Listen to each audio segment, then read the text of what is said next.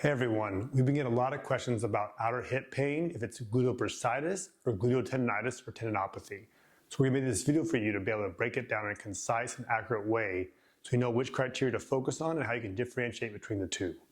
My name is Dr. Zach Greenwade here at Performance Sport and Spine in Seattle, Washington. And our channel is all about empowering you through evidence-based education, exercises, and rehab. First is going to be where that pain presents. So think of the bursa as this fluid-filled sac that acts as a cushion on the outside of your hip. Well, it can get inflamed and cause pain around that outside, but it's pretty localized to your hip. It doesn't really go anywhere. Now with the tendon, that gets outside of that bursa. Now this tendon can also cause pain on the outside of your hip, but can also radiate into your buttocks or down your leg. So this one is going to be more areas in the bursitis. Along with the pain location, we now have these 4 amazing tests to help rule in the tendinopathy or tendinitis. This great paper by Alison Grimaldi came up with it. So the 4 tests are palpation or pressing on that bone. Does that reproduce your pain on the outside of your hip? Testing the abductor muscles, so the muscles on the outside of your leg. Are they weak or painful? Standing your leg for 30 seconds. Does that reproduce your pain? And then the fader test. Now, if all 4 of these are positive, there's a 99% chance that the tendon is causing your pain. And this can be really powerful ruling that in or ruling it out. Make sure to watch until the end of the video. We're going to give this really good flow chart to kind of break down things, and you can pause the screen to kind of go over it. So the second thing is what caused it. It's not just where your pain is, but what happened in the recent days, weeks, or months that caused your pain. So with bursitis, you're going to need some sort of acute compression. So things that have happened for patients of mine are falling on the ice onto your buttocks, or a really long car ride, or someone used a massage gun to kind of massage their glutes because they felt tight. This excessive compression can actually irritate the bursa and cause inflammation, but you need to have that. There needs to be some event that was kind of outside of the norm. It's not just sitting for half an hour. It's something that you don't normally do. Now with tendinopathy or tendinitis, this is about mechanical overload. It's putting more load on that tendon that has the capacity to handle. So maybe you just started doing a bunch of lunges or a running program or some sort of exercise that really ramped up. This can definitely cause it. Or it can be a more gradual onset where you kind of have done things over years or decades and then eventually it just crosses over that threshold. But this is probably more about a spike in activity or exercise. Now, if you've enjoyed the video so far, please like it, subscribe to our channel, and then don't forget to check out other great videos on this topic and others. Now we're going to talk about what makes these worse. So with gluteal bursitis, remember that's about inflammation. And inflammation is worse at night. So often this condition is going to be more painful at night. Secondly, if you lay on that side, it's going to put more compression, which will irritate it, and then repetitive motion like walking or running. Now with gluteal remember that's overload of the tendon. And tendons handle tensile force well, but they don't like compression. So things that are going to make this worse are single leg loading activities like stairs or lunges, kind of sinking into that hip, sitting with your leg crossed, or prolonged sitting. And then when you get up, it's going to kind of feel stiff and get a little better as you walk around. One way to differentiate these two things is that with gluteal tendinopathy pain, the pain is going to be worse at first and get better as you warm up. It's load dependent, meaning if you do twice as much, your pain is going to be twice as much. And if you push it too hard, you're going to pay for it the next morning. With gluteal bursitis or inflammation, it's kind of going to be there and then go away quicker. It's not going to be kind of load dependent.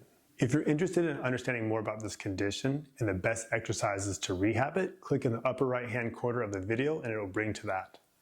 So now let's talk about what makes these better. So with gluteal bursitis, this is an inflammatory process, which means inflammation is the main thing that's causing your pain. So things like NSAIDs, ice on that hip, and corticosteroid injections are going to really help decrease the inflammation and reduce your pain. Now with gluteal tendinopathy, the tendon is causing your pain, and tendons can handle tensile force well, but not compression. And so finding different postures throughout the day to kind of minimize that compression is really going to help. Like standing with your feet wider apart, not sinking into that hip, not crossing your legs, as well as strengthening that tendon through the exercises that we showed in that video before. So increasing that capacity is going to help heal a tendon and make it stronger. A really important thing with this is when we look at MRI studies of the hip, particularly this one. So what they did is took 120 people and they MRI'd their hip. And what they found was only 2 of those people had isolated bursitis, where just the bursa is irritated and not the tendon. And all the rest had some sort of tendon changes. So just from a prevalence standpoint, if you have 100 people, maybe 2 to 5 are going to have just bursitis and the other 95 are going to have tendinopathy. So you should always start with tendinitis first until you rule that out. But unfortunately, that gets kind of flipped.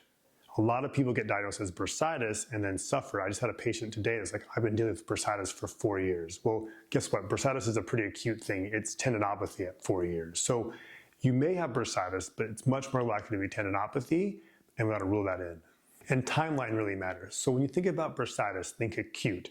Your pain should be going on for days or maybe a week. At about 2 or 3 months, it's almost always going to be the tendon change. A lot of people have chronic bursitis, but really what it is they've been misdiagnosed and they have tendinopathy. So if your pain is getting a lot better in the next few days, it may be bursitis. But if you're suffering from pain for weeks or into months, you really got to think, have I been misdiagnosed? Is it tendinopathy? So kind of think acute severe pain, maybe bursitis. Any sort of chronic or persistent pain, it's definitely more likely to be tendinopathy. Now we'll show you that chart we talked about earlier in the video. So with bursitis, the 5 things I want you to focus on is there should be some sort of mechanical compression to that thing, like falling on the ice or using the Theragun. It should be a sudden onset and the pain can be very severe sometimes. The pain is worse at night. Things like ice and NSAIDs or corticosteroid injections are going to really reduce your pain, and the pain is often very localized to the outside or lateral aspect of the hip. Some things they both have in common is, again, that lateral or localized pain. It was worse with compression, so pressing on it, and repetitive motions like walking and running are going to hurt both. For gluteal tendinopathy, there's supposed to be this mechanical overload. It can be acute or chronic. This is more position dependent. You can find positions to kind of get away from it or get that tendon out and reduce the compression. It typically warms up as you move around. If you push too hard, you'll pay for it. And also it can radiate into the buttocks or down the leg, and ice and heat and NSAIDs don't work as much in terms of pain reduction. Thank you for watching our video. We hope this provides some clarity between these two. We try to make it concise as we can.